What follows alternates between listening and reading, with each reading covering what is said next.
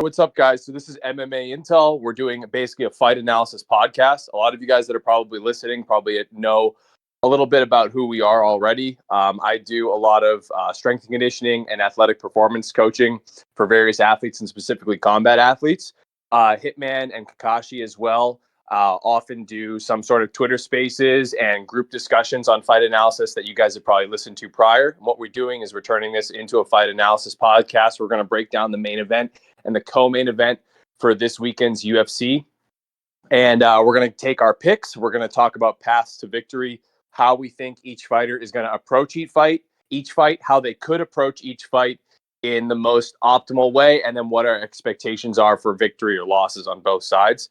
Hopefully you guys just stick around, enjoy it. It's going to be a really casual podcast. We do this with no script, and we're just going to riff off on these segments and see how it goes. Bro, that was fucking amazing. Yeah, wow. I'm glad we did give it the hybrid for that intro. Jesus Christ, dude. But he got the reps though. He's been doing this. Yeah, no. I've been practicing this for a year now. Bro, guys, listen. I was just out with a friend, had some dinner, had 2 drinks, drove back. Don't tell the cops. Blasting music all the way. And now I'm with you guys, and I'm feeling fucking good, man. Let's get it, man. I mean, that was the pre-podcast discussion. Was actually that what big government doesn't want you to know is that a few drinks actually improves your performance as a driver until it inhibits your performance. Yeah, right up until it inhibits it. Exactly. Yeah, big pharma doesn't want you to know the optimal dose of alcohol. Yeah, right when you go under an 18-wheeler, and it's like, yep, that was the inhibitor. I like how our doing great up until then. Our first commentary on this podcast is just horrible advice. All right, I swear the rest of the commentary will be good advice. Yes, but we'll see. Yeah, we have done for the audience's understanding. We have done an extensive amount of work preparing for this and analyzing what's going on. And let's say right off the bat, let's just acknowledge that we actually did a ton, hours of research, discussion, reviewing fights together, analyzing all the footage for Paulo Costa and Chimaev and Oliveira and Makachev. And last minute last week, we had to scrap all of that and redo it for these new fights, which honestly, I'm more excited for these fights. I think this pair of Usman Chimaev and Oliveira Makachev is such an amazing card because it really is the absolute best guys. We have 2 of the most dominant champs of this generation. Maybe you could argue at the tail of their primes, but I still think within what you could categorize as their primes. They're still at their peak abilities for the most part. And they're fighting these up-and-coming guys. Chimaev still a little bit up-and-coming. Makachev having solidified his place at the top, but at the same time, he's still fairly young. He's maybe 31. And has yet to solidify, I think, some of the biggest performances of his career because he's only been the champ for how long now? A year and a half? Yeah, I think about there. I think he only had 1 title defense, and that's Volkanovski. Yeah. So he's really still Makachev's obviously amazing, and everyone knows who he is, but he's still kind of carving out his legacy. So it's really an interesting matchup, and you're really seeing that this huge. I mean, this card is basically the mountain boys from Dagestan, and originally they were fighting a bunch of Brazilians. But now what it is it's the main event are these 2 mega champs, Volkanovski being a once in a generation talent. Usman, I think, is on that level as well. And we're just going to see how they pair up. It's so much more interesting. The only thing that throws a wrinkle in it is these are very, very last minute replacements. And that changes so much about what we're going to see, I think. Not necessarily bad in every capacity for everyone, but it just changes a lot about how we look at it. Yeah, that's for sure, because the coaches don't have a good amount of time to get a game plan going. Even if you get a game plan going, the amount of sessions you get to practice, choreograph how you want things to kind of go down, you really can't. So like you're really seeing the fighters in their purest form. Not a lot of preparation, just a straight mental game from round one, and not much game planning, I would say. Um, chess players sometimes, right? I think in chess they have these things called like they have a lot of openers or whatever, where you do openings, this opening, that opening, and then a lot of chess players will tell you you got to get through these little beginning rounds before you get to pure chess, to where like you're just going off instinct and not something you pre-planned. You're just going off not instinct per se, but like just going off your brain instead of going off what was just put in a book, right? Just openers there in a book, something like that. And I think when you get late matchups like this, it's like you get that pure chess, I feel, where like, hey, there's not much game planning that happened here, and you're just gonna see these guys kind of figure it out as they go along, and it's amazing maybe to watch and to think about, but not amazing to analyze and see like who's gonna win. It's probably the hardest thing, and I don't know. I still think we did a good job. So I actually think that's a great analogy, because you got to think the typical fight camp we're looking at 3-4 months, like 12 to 16 weeks. And in the case of our main and co-main here, this has to be the first time it's happened. The same day, the main and the co-main event both lose a fighter, and in the same day they both got fill-ins, and that was 11 days prior to the main event or the pay-per-view itself. So yeah, I really love that analogy of having, so again, these guys are spending 3-4 months of breaking down film, saying, okay, here's his tendencies, here's where we think you can exploit those. So they have this like, oh, we're gonna go set up a jab into a kick into a takedown or whatever that sequence is that they're looking for. But in this case, it's kind of like, dude, we just got to get in form, and maybe they have like 1 or 2 wrinkles they might be cooking up in the lab, but on 11 days notice and that's including Islam and Hamzat, right? Like even though they knew they were fighting all along, they're fighting completely, and I mean completely different fighters, in Volkanovski and Usman respectively. So and I think that's partially what makes this a little more fun. I don't know if I think everyone between the three of us who were familiar with like pride fighting, right? And part of what I look so fondly back on those pride days was the pureness of the sport, as in they would do freaking weekend tournaments, right? And those guys would just come in and you'd fight 5 people or whatever.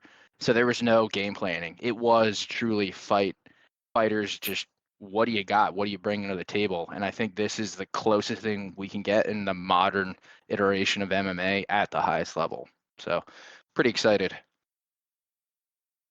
Yeah, it's very true. It's very true what Hitman said, where it's like this is just like when 2 kids pick a fight like the week of school, and they're like, yeah, tomorrow after school we're just going to meet up and see what happens. Not too much prep. And I think that we should dive into one of the fights first. I think if you guys want to start with the co-main, I'm down to really dive into the details of the co-main first, if you guys feel like that makes sense. Bro, it doesn't matter. But it is, what's interesting is that I'll say off the bat, and we'll get to this more later, the Usman fight really is raw. Like, I don't think a lot of people expected that, but the Volkanovski fight, they've already fought and recently. And I Well, it think was that both of makes their things, most recent fight, as a matter yeah. of fact. Well, Volk actually had the Rodriguez fight. Oh, yep. And, You're right. and I want to add, I have a lot to say about that. So we'll get to that when we cover the main. But I think that there's a lot of things about the Yair fight that can actually bleed into the Makachev fight, which are both positive and potentially negative for Volk. But with Usman, and if you guys want, why don't I just say my piece or my intro piece a little bit on the Usman Chimaev fight, just because I actually find this one really compelling. Yeah. But for sure. There's a lot of moving pieces on this one for sure.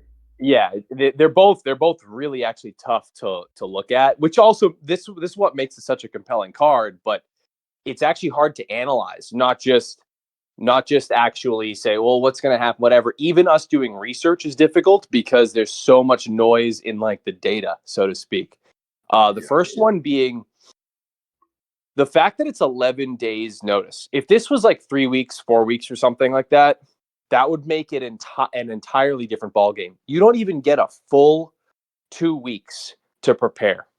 But the interesting thing that hasn't been covered is these guys are actually filling in, and they're both a weight class below the actual weight class that the contender was originally fighting from. And like that changes a lot because the guys who might be considered the underdogs here, which I think is Usman and Volk, both don't actually have to go through a weight cut. So like the fill-ins now They don't do, have to they weight do, cut. but I do feel like that's why guys going up a weight class were able to take such a short notice fight because their cuts are so much more limited. Sure. What I should say properly is like An the easier weight cut. cut is not nearly as severe because I think Usman walks around at around 200 pounds. Yep. And this is actually a piece of data I don't actually have on me, but do you guys know how much Volk weighed in March when they fought at 155? His ring weight. I thought that he weighed in at like 153. Yeah, I No, actually I don't know. let me look at that, but I will say Volk. I did watch his interview the other day Recently, about yeah, yeah, that's he what was happened to you. he was low 180s. I want to say he said he was 184 taking the I think, call Okay. a yeah, week I think it ago. was around 180. Yeah, 183, 180, whatever. Okay, that's crazy actually that he fights at 145. But point is much easier weight cut. But focusing on Usman, it's about a 15, maybe 20 pound cut. Not too drastic. He's had a little bit of a break, hasn't fought all summer since the Edwards fight, and didn't take the damage in the Edwards fight that he took prior. Has had a good amount of time to kind of settle himself in. And I think this is also an opportunity where he actually matches up with Chimaev possibly a little bit better than some people might view it as, because I don't think he's that much smaller than Chimaev. I don't think Chimaev's walking around. Chimaev's very tall, but Khamzat's like basically just a long spine, and like this is body type, like we mentioned the other day. And Dude's I built like a think Usman serpent. was also probably the strongest welterweight in the division that I can think of, at least in the top few guys. Yeah, for sure. There, I there, think there was this Khamzat's pretty character. strong too, to be fair. There's this character in this old. What's this game? It was an old fighting game. The character's called Spinal, and he's just like a skeleton. So that reminded me of that. So Yeah. Well, Khamzat's got that type of build, and that plays a role because it makes he's as tall as he is, and like height adds to a range advantage. Like a range, I've talked about this many times, but a range advantage and a reach advantage are not the exact same thing, because range and reach both alter the way like your peak distancing for different strikes are. You don't have the same peak distance for every strike, so it changed the way your game works out.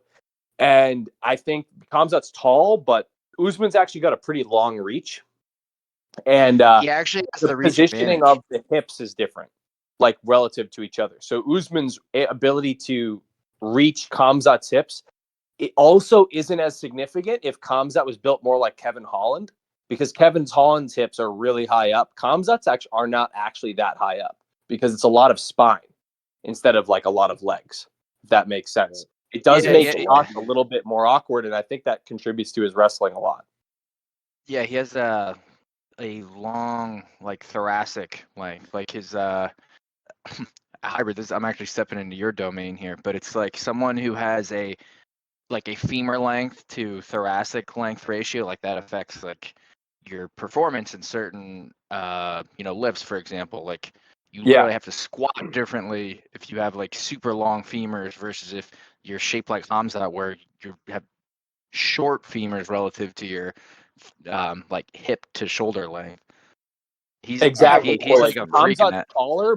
Khamzat's taller, but he might not actually be as tall relative to like his hips, which is what typically Kamaru likes to shoot, especially against the fence. Like he might not be as tall by the hips as some other people, so that height differential is a little bit different.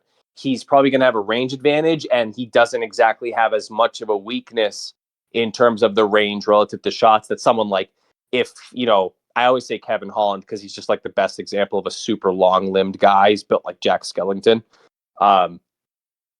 So in that respect, with the body type matchup, the way people are going to find range, I think, is going to be interesting because of their preferred shot selection is mostly punches from these two. Obviously, Usman's not a gigantic kicker, and Khamzat's not that he'll throw them, but they're not. He's mostly a puncher, I'd say. Yeah, I think Yeah. they both work in some teeps as like change of pace, but they're not like they don't have it. No one's confusing them for like a Muay Thai background, like Yeah. ripping leg kicks or like chopping the body down. Yeah, so I want to ask a question here since you guys have grappled, I think, a lot more than I have. A guy with a long torso, like a long spine, low hip kind of guy, wouldn't it also be easier for him to kick out and sprawl? Yeah, generally that's the thing with like when you have a little bit more torso and shorter legs, it's a little bit easier for you to get those behind you.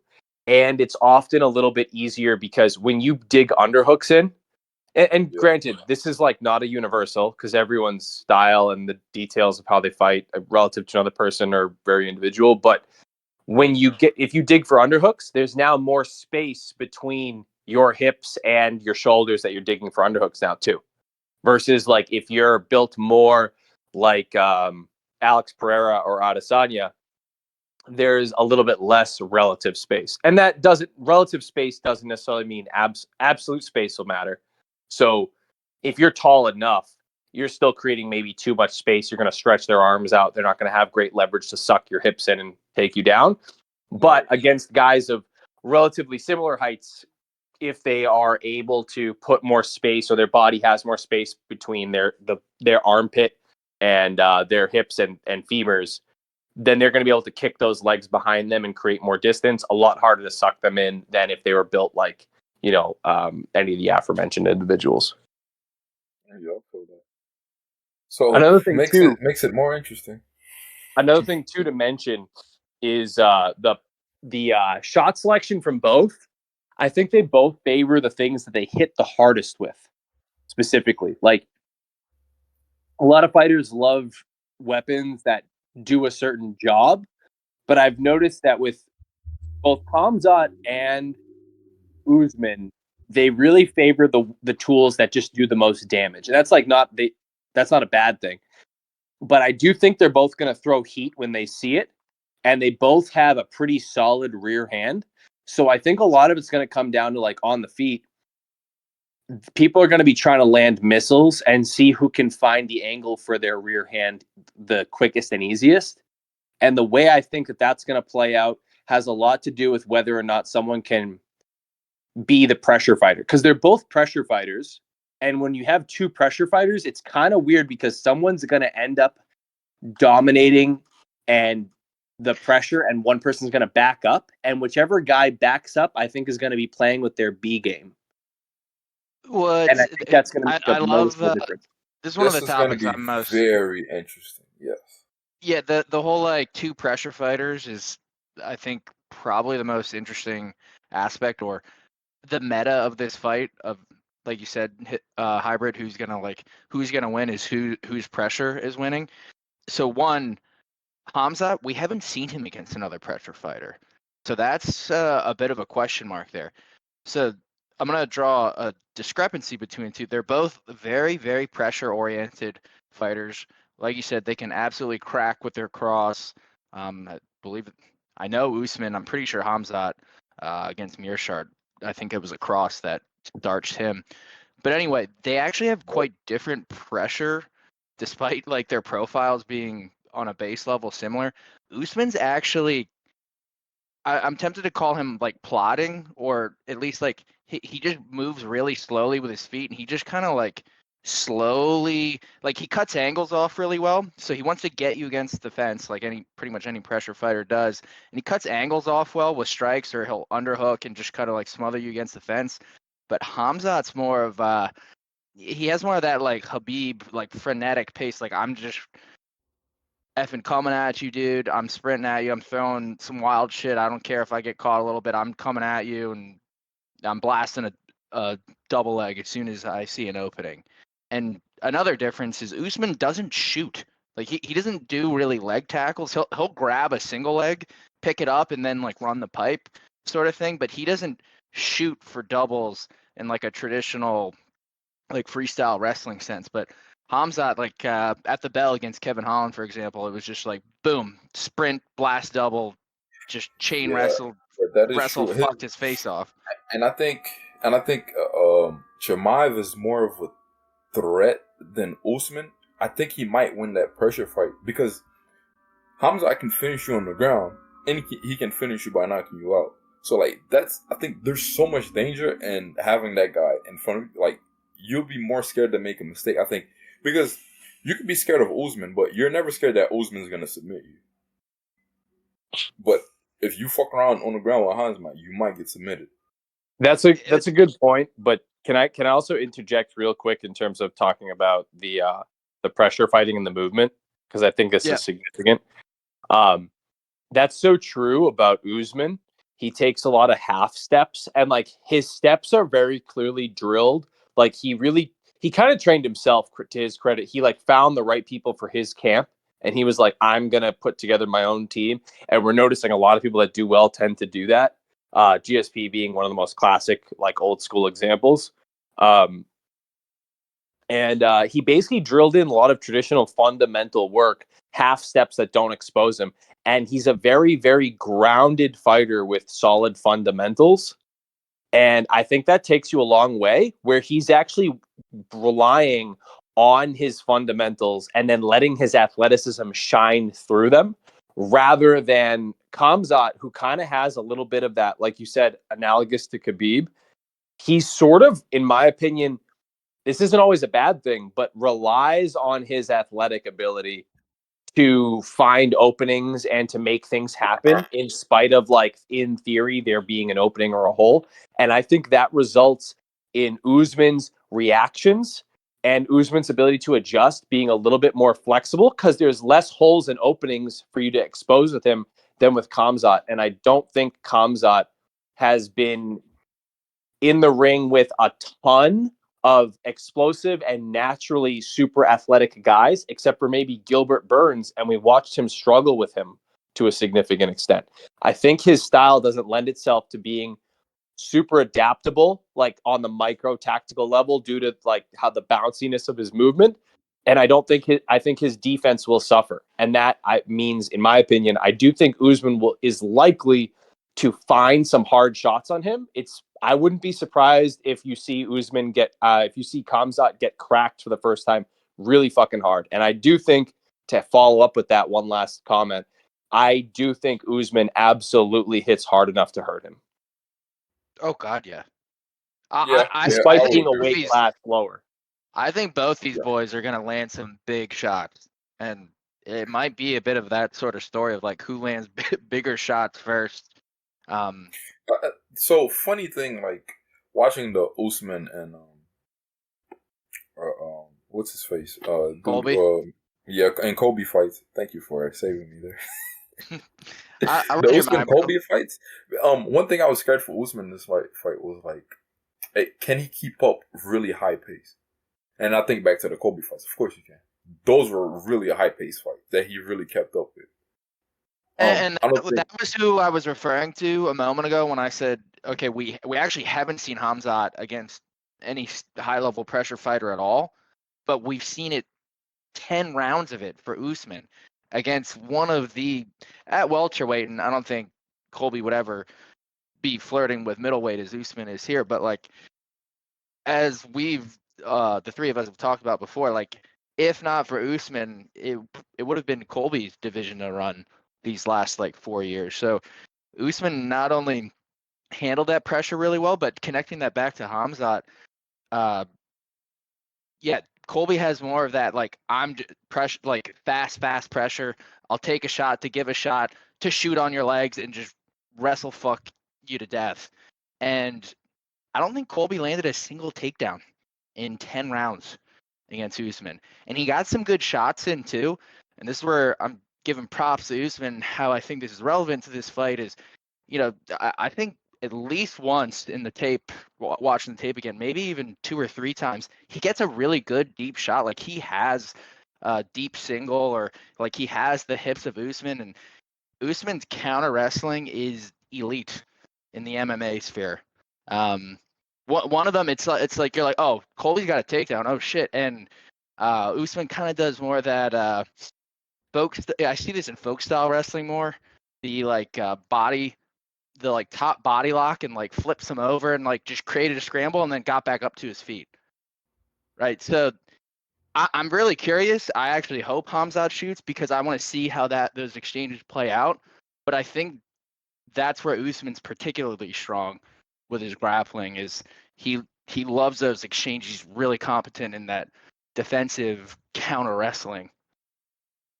Yeah, I agree with that. Like he's very. I want to add, by the way, I am, if I'm not mistaken, I believe Colby's actually the only person to ever take down Usman, and I think it was only one shot. Dude, one of those rounds they were arguing where DC's like, that's a takedown. Whether Like, it counted, yeah. It was like and he's like, well, in wrestling rules, that's 2.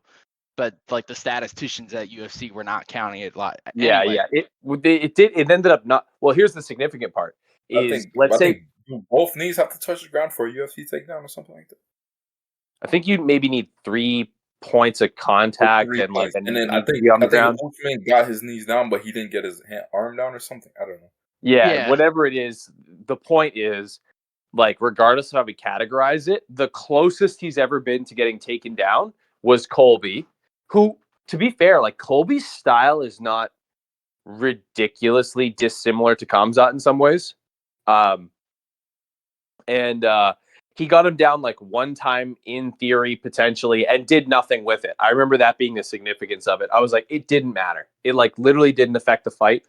Usman was right back up.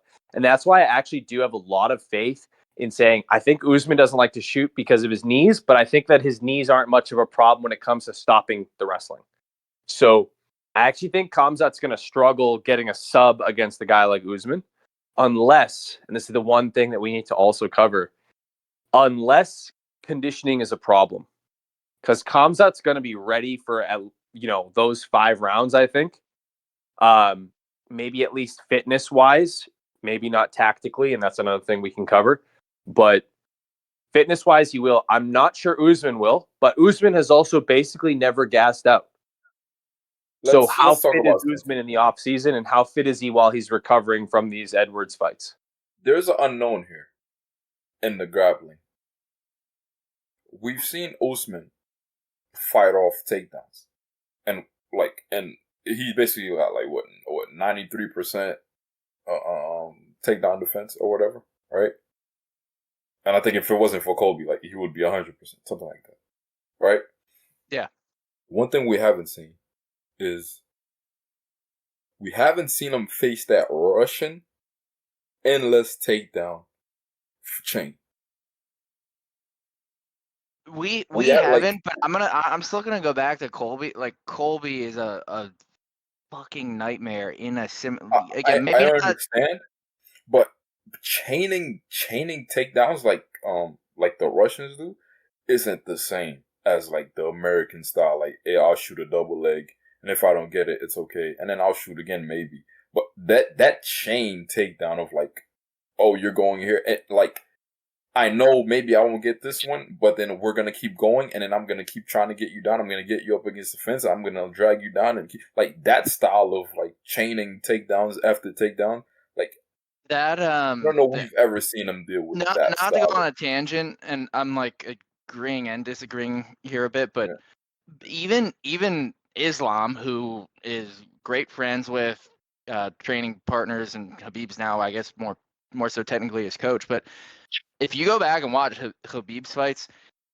where he made people suffer on a completely different plane than Islam himself and Hamzat, is his like mat returns.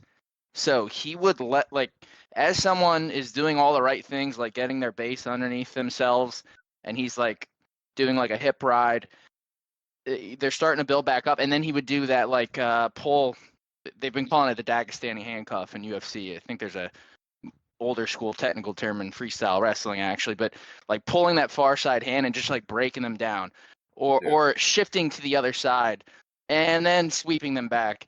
And it's like you can tell the meta of like how Habib would fight is it just like it's like hopelessness.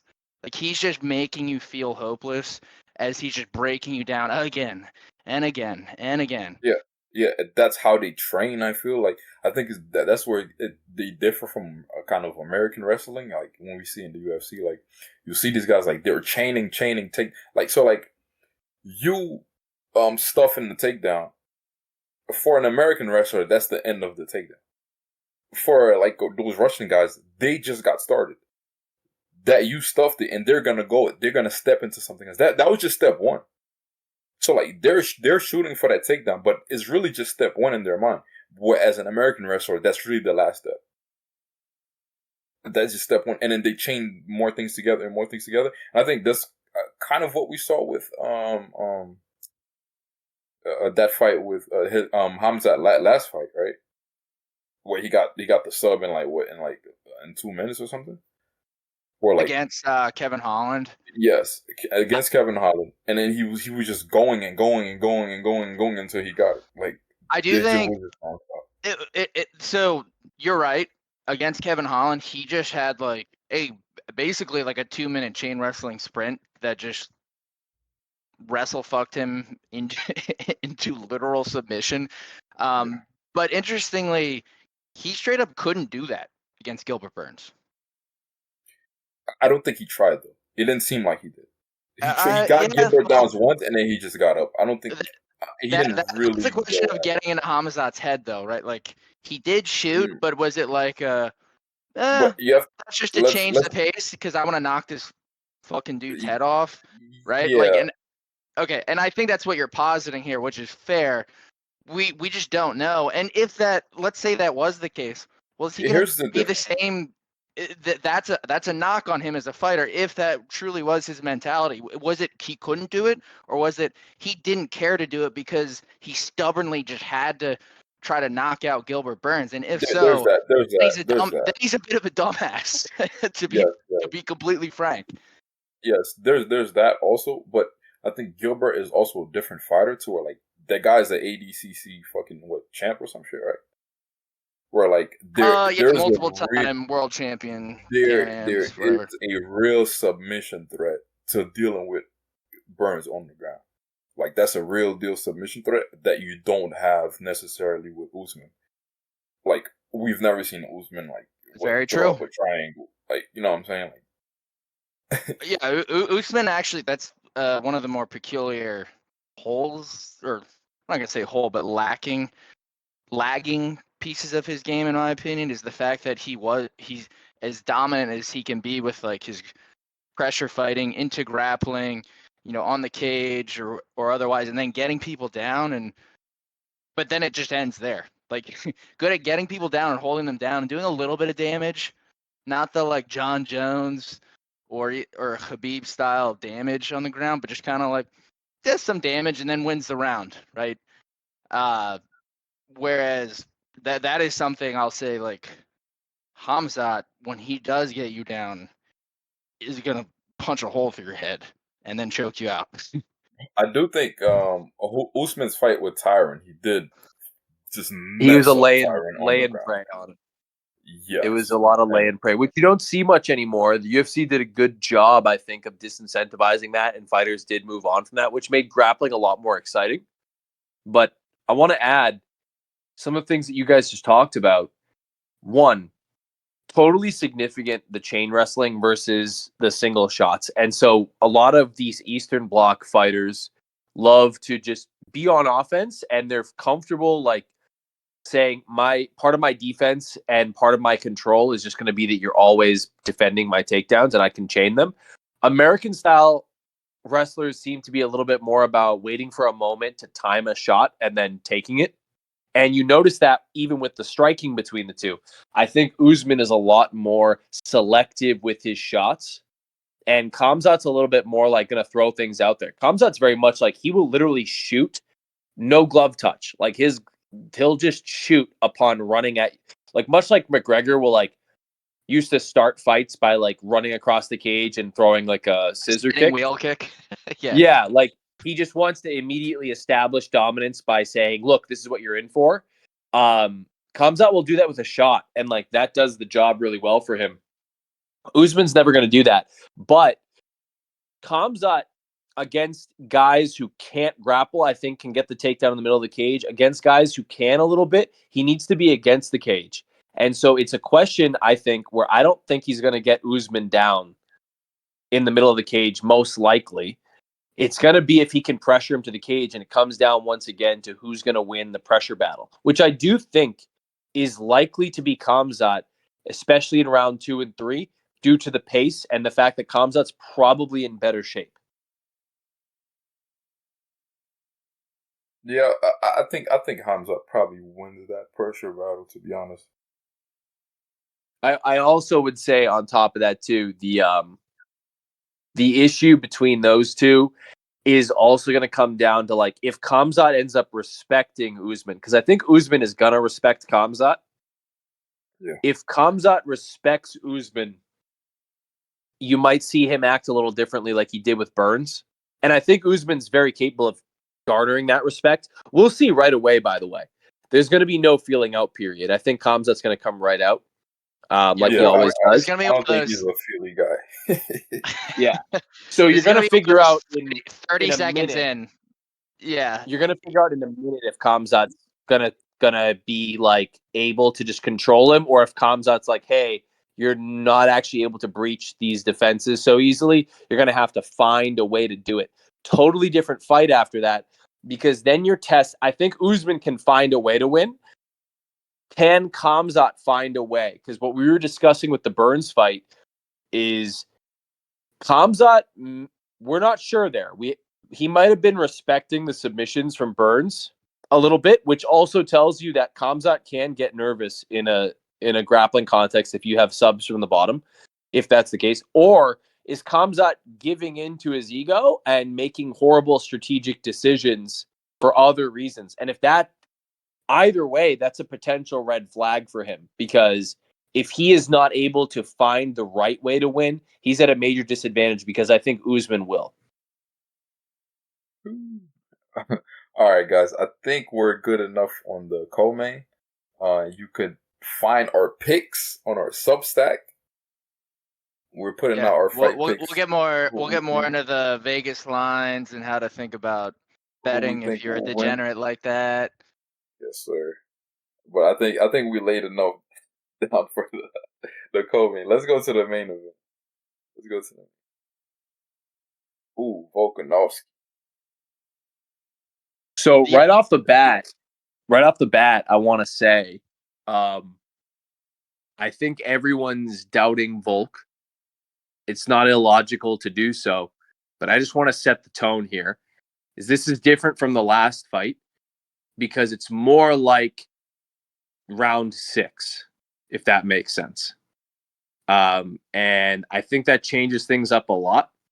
And I myself, I'm gonna say right out of the gate, I'm not necessarily betting on Volk, but I've also learned not to underestimate what this guy's capable of. And you've really never watched him truly fail, because I don't even think against the Makachev fight, in the original Makachev fight, he truly failed.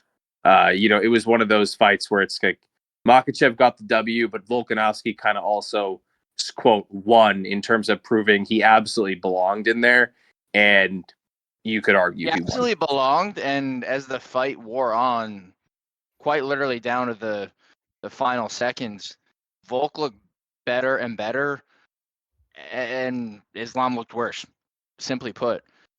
And from they haven't said the term round 6, but kind of all putting together all the other sound bites from Volk himself, from Eugene, even Craig Jones, his grappling coach, they're all like collectively they have a lot of fucking swagger about this is probably the best word I could think of, where they're all like, oh, we know what we need to do.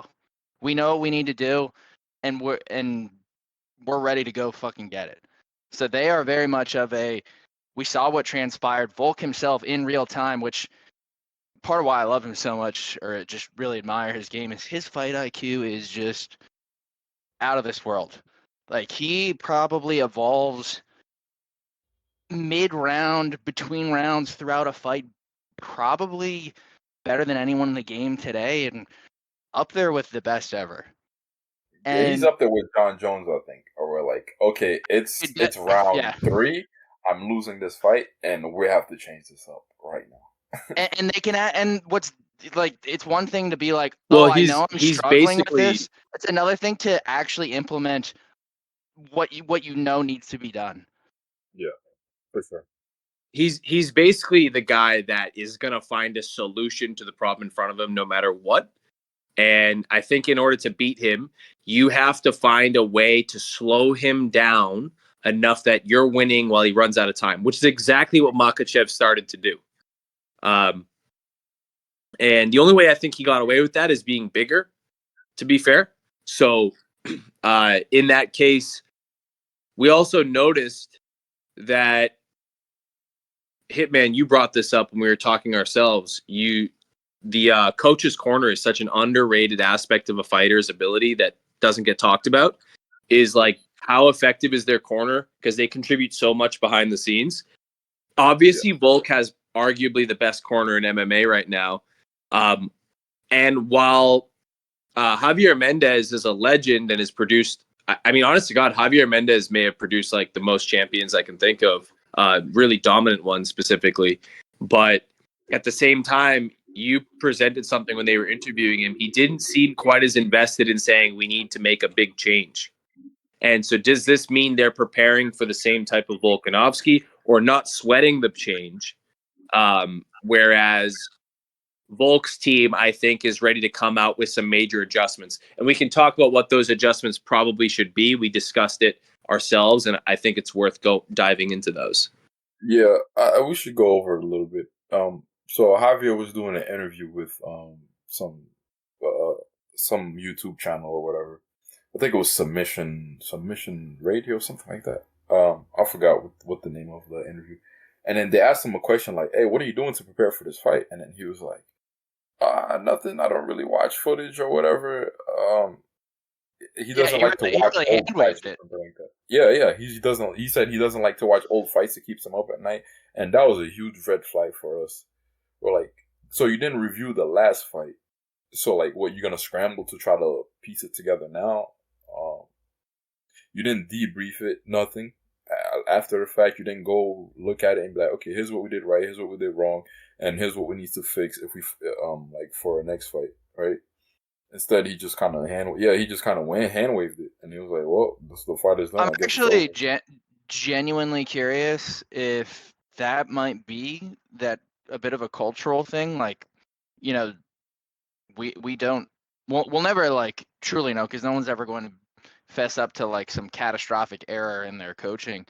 But we'll be able to have context clues post fight to see like, if Islam truly just comes out like doing the exact same thing, thinking he can do the same setups into the same takedowns, and that body lock control that really was the difference in winning probably 2 of those rounds, was just getting a body triangle and grinding out a round for a 10-9, right? Like, if they truly think that way, then I'm wondering if that's a bit of a stubborn like perhaps an Achilles heel of like the game planning and coaching of the Dagestanis. Like, no, we know what we need to do.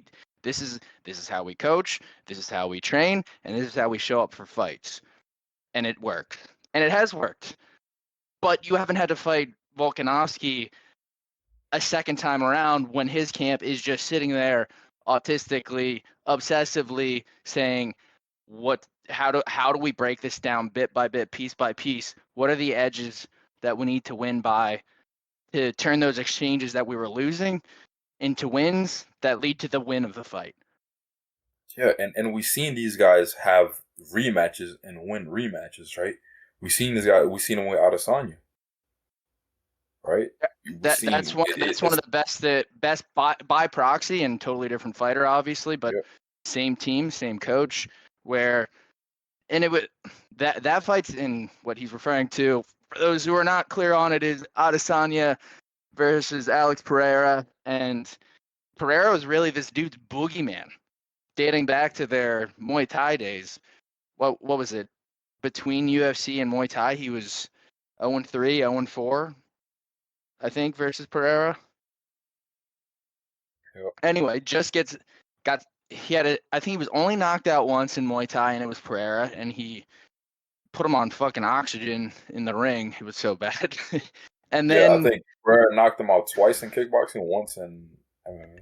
Yeah. So. yeah, so I mean, this guy's like, people who Adesanya is like one of the most marketable champs prior to, well, now losing again versus Strickland. But anyway, very, very prolific fighter. Everyone loves his striking. And then his boogeyman shows up to the division, gets a TKO victory over him. And then you had to genuinely be wondering, like, is he just mentally Yeah. incapable of beating this guy, right? Yeah, is he And then just done? And then he came back, corrected his errors, had like that's a beautiful fight, and like Had a background of KO. KO. yeah, Bro. fucking starched him, dude. He's not even a Fucking knockout starched him. artist. Adesanya is not a knockout artist. KO. Like, Yeah. I mean, yeah. if you let him chain up on you, he knocks people out. But like, he's not no like one shot knockout. He's not a touch of death sort of fighter. Yeah. He's like a touch you, rocked, bang, bang, bang, TKO sort of thing. Yeah. And yeah, he fucking starched him. Adesanya is a puzzle solver, and so is Volkanovski. That's what makes them really good at what they do. But I want to add a wrinkle to what we just talked about, which is that Adesanya technically was winning that whole AP fight in the beginning for 5 rounds till he got clipped. And I think a lot of people have forgotten that that's really was the case. It was like Adesanya was cruising to a win. Yes, so that is true. To some degree, he won 3 out of 4 rounds and then got TKO'd. And he almost KO'd him in like the first or second round in that fight too. Yes. So to be fair, I think the adjustments were just small enough to make a big difference. But at the end of the day, it's a fight. Like, he could have not clipped him with that punch, and who knows what would have happened on the next punch. Like, you never really know. There's a chaos in fighting. But the point is, it almost feels like mandatory disclaimer. It's fighting, one punch. You could be winning 99.9% of the fight, and that one punch slips through. On an ice cube. But yeah, literally. But let's talk a bit about like these guys from that camp. They also come up with new moves, I think, for their fighters. What we've seen that with Adesanya, right? First fight with the Reaper, Rob, right? Adesanya versus Robert Whittaker. We've seen Adesanya do some move we never seen him do before. That like check hook sliding little thing that we've seen him do, I never seen that in my life. Oh, it's like how he KO'd Rob? He leans back, slides to the right with the left hook. Yeah, the lean back like looping hook. Yeah, whatever that was. Like, that was a brand new move. We never seen Adesanya doing that before. And the championship fight, boom, pulls it off, boom, Rob is done. Yeah, fucking starched him. And then also again in that rematch with Pereira, he leans back against the cage and then boom, knocks him out. Right? Things we've never seen him do before. So like, I think people are not appreciating that these guys, they're kind of, every now and then, you could say Adesanya is a very boring fighter because he kind of uses the same tools very effectively, but he doesn't. Nowadays, in his MMA game, he doesn't vary much of what his like tool set, right? But every now and then, he'll add something brand new, leaning up against the cage, that awkward hook that he throws. And that's where, like, again, we've talked about this before, but we have just like massive respect and kudos for city kickboxing because, it's like there's coaching hard and like having like some brilliant ideas or schemas around how to coach, but then there's like, okay, what is our fighter, like an honest assessment of like who our fighter is, and then molding their game like based on, okay, here's what you're good at, here mentally how you like to approach fighting, and then, okay, here's your opponent, and how do we strategize around that? How do we maximize your strengths and exploit their weaknesses? And I think that's what sets these guys apart as a fight camp.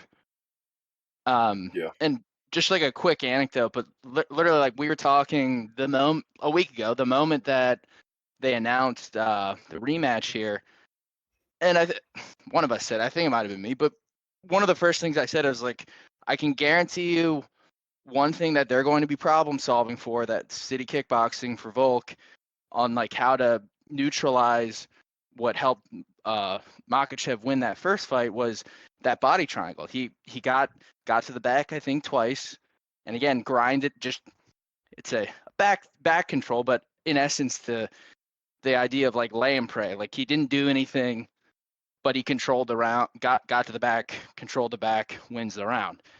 And Craig Jones, who's his grappling coach, his first interview after he took a red-eye flight out to their camp, said, "Yep, first thing we're doing is making sure we're getting out of that body triangle." And I believe him. I know Craig Jones's game. I know I've seen him get out of body triangles in comp. That's probably literally what they flew him out there for, is to say, okay, if we get to this position, Craig, work with Volk. How are we getting out of it? Well, here's And the question. that's how these guys think, is the whole point. Like, they are piece by piece. So they're going to be looking at, how do we neutralize him in the grappling exchanges even better, which frankly Volk did a crazy good job, like better than I think anyone would have expected the first time around. But if he gets better, if he truly gets better than he did the first time around, I don't know, man. I think Islam might be Here's in the for a long question, though. night. Yeah. Go ahead, Is Harvey. is 11 days enough for him to upskill that and be prepared? 2, what's his conditioning like? And then 3, uh, we're kind of covering this already, but I want to say I think we're probably right, where I think a lot of the Dagestanis don't. They're so used to being dominant, and their style and system so effective, they don't make major adjustments, because Yeah, they run the they're like, just system. apply the system, it works. And it does work. But the adjustments to be as surgically precise as Volk and City Kickboxing is, I think they can find the chink in that armor.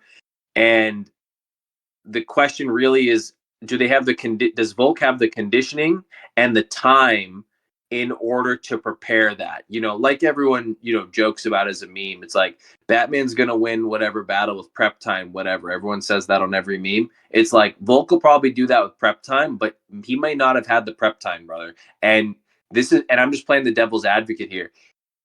I really think if they did you know, Volk has an amazing chance, and maybe we'd even favor him if he had a full camp. But it's a really risky career move for him to decide he's going to risk the rematch, which he might not get a third, on this 11-day notice fight. And I don't think in this case it gave him an advantage, because let's say you're fighting someone that's going to have a very game plan dependent, camp, then an opponent change last minute is going to throw them off a lot. I don't think it's going to throw off Makachev. I don't think it throws off American Kickboxing Academy. And that's why they're not worried about it, because they go, what are we really changing? Islam's just going to be Islam and do what he does. And he, for the most part, does what he does every fight. He's amazing. He has a skill set that's really effective, that works in every situation, for the most part. Like, we noticed a lot in the fight footage is City Kickboxing and Volkanovski are really famous for their feinting system, and how well they can set things up by disguising things with constant pressure and feints, and getting you to no longer be able to recognize real shots. Makachev did an amazing job of actually not biting on any feints from Volk. He had a great counterpunching game. And I also want to add, not in Volk's favor, as great as Volkanovski did in the later rounds, he actually had to get through a fair bit of adversity to get there in the first place. And there's no guarantee with a guy like Makachev that you're going to survive any adversity, because he can sub you at any moment. Yeah. Yeah. That is no, you're right. You're right on that pushback 100%. And yeah, I mean I was gonna get to the downsides of this whole thing. It's like you're right that Volk does not have a full camp. And like, yeah, he's Batman, but right now the prep time is not enough, and like he has to improvise kind of. He's gonna have to improvise a little bit on the fly, I think. There's not as much time to really practice the grappling and go through it. And Islam is a guy that's been grappling all his life. He doesn't have to practice the grappling. I think he knows the next step from A to Z, whatever position he's in at all times. I don't think the opponent change has him rattled, because what's different? Yeah, and like I'll go back to like my critique in regards to like they do less like fighter and fight specific game planning perhaps, and just more so like we have the secret sauce and that's our system and we're running our system, and I don't care who the fuck shows up, if it's Charles Oliveira, Alexander Volkanovski, or Mike Tyson. I don't give a fuck. Like we know how to win and we're running it. But that said, it is proven to be the best system to just simply set it and let it run, because, well, Khabib never lost in the UFC, and neither has Islam. So, no, it's a good system to run, and they can run it like that because they're just the top of that craft, right?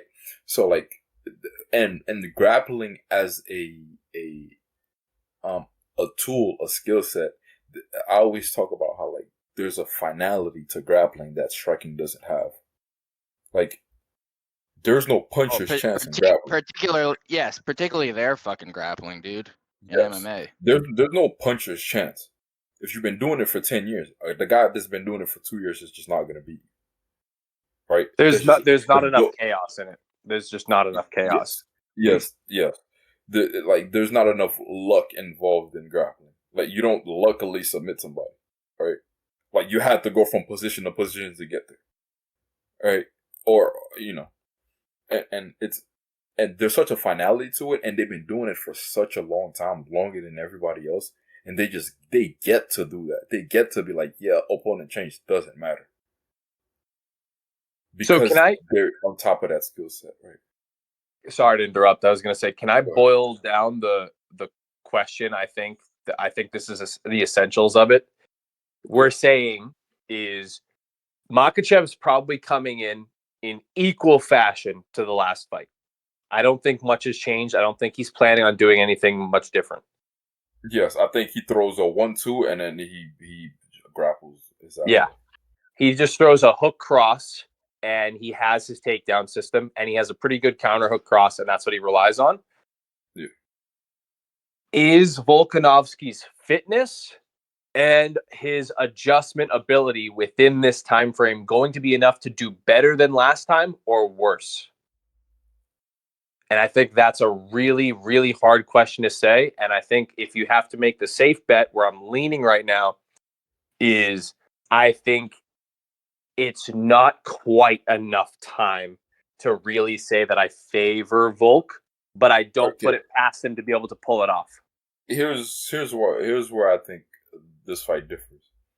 I think the striking looks a lot different. I think Volkanovski is the best striker in the UFC. I'll say that.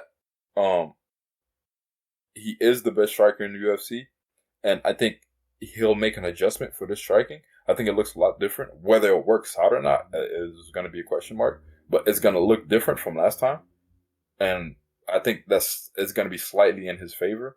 I think the difference maker is going to be if he can stay off of the ground.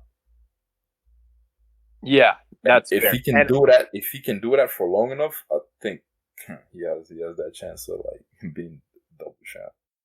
In contrast to what I just said, because I'm just trying to analyze from all angles, I think the striking adjustments are actually going to be pretty easy for Volk, because the striking adjustments that I think he needs to at least find a solution for, I'm not going to guarantee what his solution is, but I think he uses, we talked about this, he was closing the distance with a bunch of shift steps, which got him into trouble like 50% of the time and were mildly successful 50% of the time. He landed a few good shots, and a lot of Volk fans were really paying attention to those and really ignored the times that the shift steps did not do him a good, did not do him well. And if things went slightly differently, could have lost him the fight.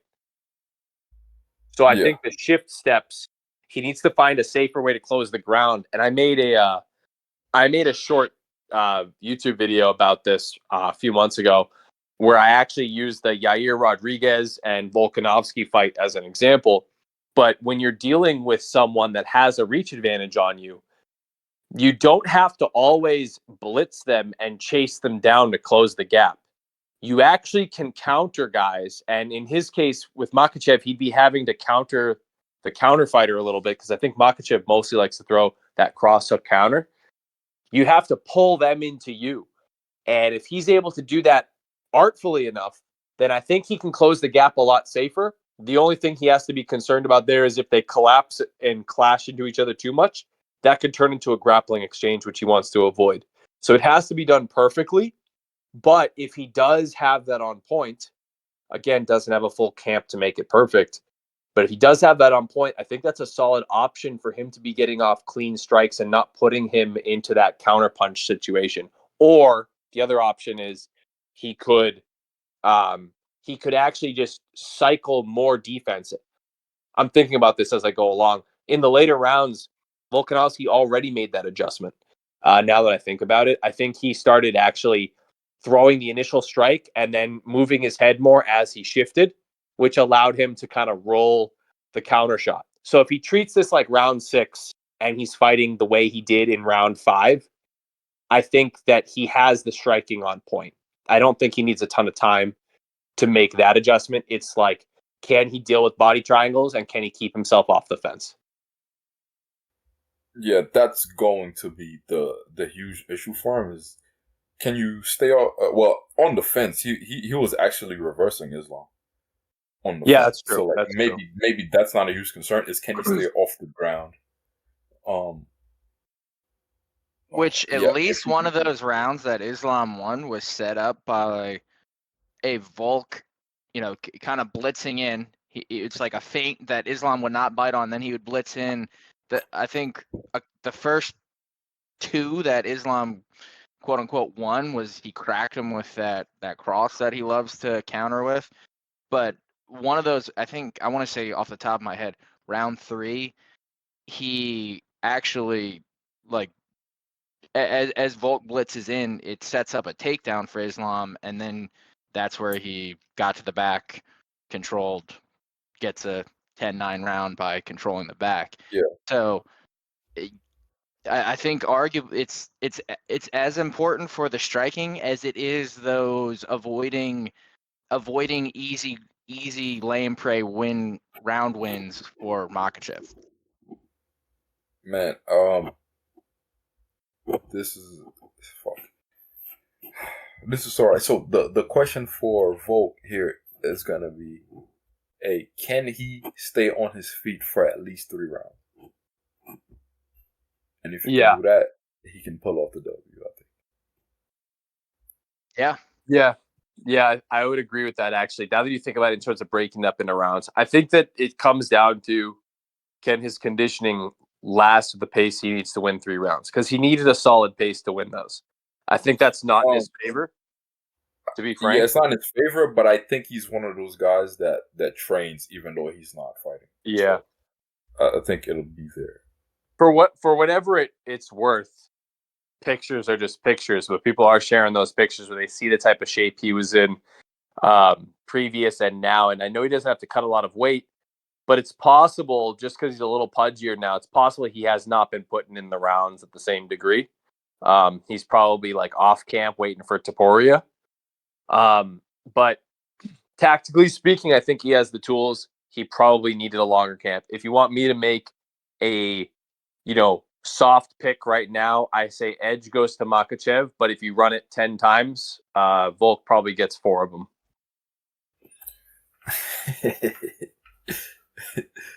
Shoot. All right. Yeah, that's fine. I don't think you're too far off for that one. Wait, why'd you post that picture, Kakashi? I'm posting that picture because it's 1 minute and 25 seconds left in the fight, and maybe not as clear in the still, but what Makachev's doing is he's clearly looking up at the The clock. time. Yep. Yeah, so I think these guys are fighting a certain game, and I think that's why he looks up at the clock a lot. I don't think a lot of fighters like they're fighting, they're in the moment. I think these guys are really just running game, and this is I'm why gonna you see say, like you look at the I, clock. I, So like to- he knows like okay, I've done what I needed to do, and this is gonna be about it. I totally agree with that point of like, there's like games within the game, and part of that is like, okay, if there's 1 minute left, I dial up my wrestling, let's say, to get that takedown and grind out the round. But his body language, like before and after, like he's mouth agape, and so that's 125. 19 seconds later is when Volk drops him. Yeah. And what we've never seen of any of these Dagestani fighters is he just the fight ends on he's just like, fuck dude, I'm shelling up in guard. Yeah, like Yeah, I don't yeah. want to For him, the fight stretch. is over, right? Yeah. Right, it's just that like kind of goes against their creed almost. Like maybe I'm getting a little too provocative with that statement, but like that's just not the mentality of these fighters, right? It's like I dominate bell to bell and I break you. But the way the fight ends, despite the scorecards, is Volk kind of broke him a little bit. Yeah, I think he dialed down a lot in that. Uh, yeah, I don't think he expected that kind of cardio. I don't think he because what are these guys' model? Make him tired, and then I smash him, make him tired, then I tap him. Right? It's always about make him tired. Is always in their vocabulary. But what if the guy doesn't get tired? What do you do then? And so I think that's what happened there. I think he was surprised by the reversals and the submission defense too. Like that is one of those things where, we don't, in contrast to what I was saying earlier, because I'm trying to analyze both sides, but to be fair, a lot of these problems actually Volk solved in the first fight, which is really impressive. But like a lot of the stuff, if that skill sets can still carry over, then I'd say like 85% of what Makachev is bringing to the table, Volk already has a solution prepared for. He just needs those small adjustments, and we'll see if he can make that happen. And then you kind of roll the dice at the end of the day because it is a fight. But I like, really think the things to watch out for like the people who are like, oh, what should I be looking for is like, how does Volk approach those striking engagements differently? What does he do if he is going to blitz? Is it because he wants to set up that cross? And if he wants to bait that cross, then what is he doing to counter it? Like is it slip and rip, or is he going to be so brazen as to shoot a takedown himself? I don't know, but bottom line is that I think that's one, and then two is okay if Islam, and in all likelihood he will still get him down in some capacity. If he gets to the back, how do we counter that? How do we get out of the body triangle so we're not just losing a round because Islam got on the back for 2.5 minutes and wins 10-9? So Yeah. I think those are the two like main. Again, we all love City Kickboxing, the way they strategize and come up with some wrinkles that swing fights. I think those are going to be their two biggest. Yep. another thing to mention also, because we've alluded to this, but we haven't said it outright, is if we want to look at what are the threats and the problems for each guy, we've addressed a lot of the problems for Volkanovski. The problem for Makachev is that I think Volk knows what to prepare for. I don't know if Makachev's team, they don't care, but the reality is because they're not adapting, the flip side of that is they're just going to do what they do and they feel confident in it. And that does pose enough risks. But they also could be very surprised because if a few small changes like Adesanya did with AP and with what Volk basically does in every rematch he's ever been in, Yes. those Yes. small changes could change the fight so much that Makachev's corner now has to start doing what Volk's corner has been analyzing all year mid-fight. Yeah. That. Yeah. That is, I That think is. that's the biggest threat to Makachev. Yeah. That's big because we've seen those fights, those championship fights with Volk, where he's adjusting, He's adjusting. Like each fight, he's adjusting. Each fight, even though Max was adjusting also with him, he was adjusting too. So like Max was, I think, the perfect opponent for him, but still he couldn't overcome it. That first fight, Yeah, and Max completely. showed him a look. Second fight, Max totally changes to a different fighter. And then for that third fight, he just didn't have an answer. Like, Volk switched up again, and then it was just pure dominance from there. Like, I think this guy's a learning guy, and those coaches are like, I think he's part of a learning organization, and I think that's very scary for any fighter to face, especially if you have to rematch him. Yeah. Yeah, Max is a totally different fighter, but a brilliant fighter in his own right, nonetheless. And what's so fascinating is the fact that each of those fights, Volk got a little more dominant. By the time they got to the third fight, it looked like he was fighting in a different realm. You know, like when I don't know why this one's coming to me, but it's like when Neo in the Matrix like unlocks his powers, and then it's like, oh, no one can keep up with me Yeah, anymore. Like that exactly. was him. That was him versus Max in that third fight. It's like he like fully figured out the puzzle and was just like, I'm untouchable against you now. You can't Yeah, do a thing. And it's since crazy. we like Batman. Yeah, since we like Batman over here, you can relate it to like some Batman villain or like Batman throughout the whole movie is like fighting, trying to figure the guy out. It gets beat up, and then at the end, he always gets you. Yeah, he's the problem solver. You're And he not going to always beat figures it him. out. You're Yeah, not going to beat him in a game of evolution, and that's the yeah, biggest threat to Makachev and AKA. And even AKA as a camp, I don't think is, from what I've seen over the years, they don't seem super flexible. I think they just have a system of making great fighters, but I'm yeah, not sure they have a system of molding. Like each fight isn't a piece of art for them.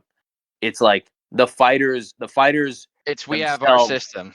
Yeah, the fighter themselves is the art piece for them rather than the performance. Versus like I think Greg Jackson's team back in the day used to like be like, this is a performance we're putting on with this unique fighter. This is an individual album we're putting out. Versus AKA is just like, look at the artist we created. And so I think they're more of a tactical team than a strategic one. And that's a liability for Makachev because at some point someone will figure him out. I don't think he's going to retire like Khabib did. Um, and I think Volkanovski is the guy who can solve him. And if Volkanovski doesn't get him this time, you easily might see a third fight because I think people would be down to watch that. The only way that wouldn't I happen think is if this he fight. got sparked Yes, early. yes. This fight is a fan favorite for sure. Yeah. Well, I especially could see a third in particular. Like if Volk loses, but it's another like 5 round just absolute cracker, and it's freaking 48-47s across the board. Like that would be like the one exception of running it back a third time despite a fighter being 0-2 on the record books. Yeah. It would also be funny that Makachev's whole title defense career is just him protecting his title from Volkanovski, just foaming at the mouth, coming within an inch of grabbing it. You know Like what I mean? this fucking Just a featherweight rabbit. habit just won't go away. Yeah. He's like, I think though, if we're gonna close it out with something, oh, and I'm gonna kind of make a corny analogy here, but like if Volk is Alexander the Great, I think this is his Hindu Valley. I think this is the part where he's at the edge. Maybe he can win, but I don't know if he can win and keep the land. And I think that's what happened last time. He sort of like solved that fight. He accomplished what he needed to do, but he wasn't able to walk away with the belt technically. And I think this is his Hindu Valley. yeah. I think, and to be honest, and in a couple of Alexander's fights, where he would get well, we were talking about Alexander the Great. He would get to a point where like the fight starts to look really tough, and his troops are kind of taking hits, and then he looks around and he figures something out, and he goes for it, and it topples that whole army. That one thing topples that whole army, and he's just one of these guys that's just looking around and trying to see what trying to figure something out, and eventually he does, and that's what wins him the fight, which is interesting. Yeah, It's an interesting Volk is analogy. interestingly enough so analogous Yeah. to that. Yeah. Yeah. Funny. But yeah, guys, I think we covered everything in depth. Is there anything anyone wants to add? Bro, No. man, I think we got it, No, bro. I think that was no. a good distillation. Yeah, check out the Substack for fight picks, MMA intel at substack.com. Bro, we need we'll a be domain. covering We need to there. buy a We'll domain. be talking a little bit about summaries of what we talked about, a short, brief breakdown if you don't like to go into the nuances of what we talk about, so you can make an informed decision on who you think is going to win, and then you can go with that pick if you like. Yes, sir. I think we'll get a domain eventually. Yeah. We'll be getting a eventually website. we'll get on to maybe MMA.com or something. Steal it. But yeah, I think this was great, guys. This was great. I like this was a good breakdown. Shoot. Fuck it, we'll do it live and look at us. And we did it live. Yeah. Awesome, man. This was Fuck. fun. I look forward to doing the next one. Yeah, for sure. Let me stop this recording.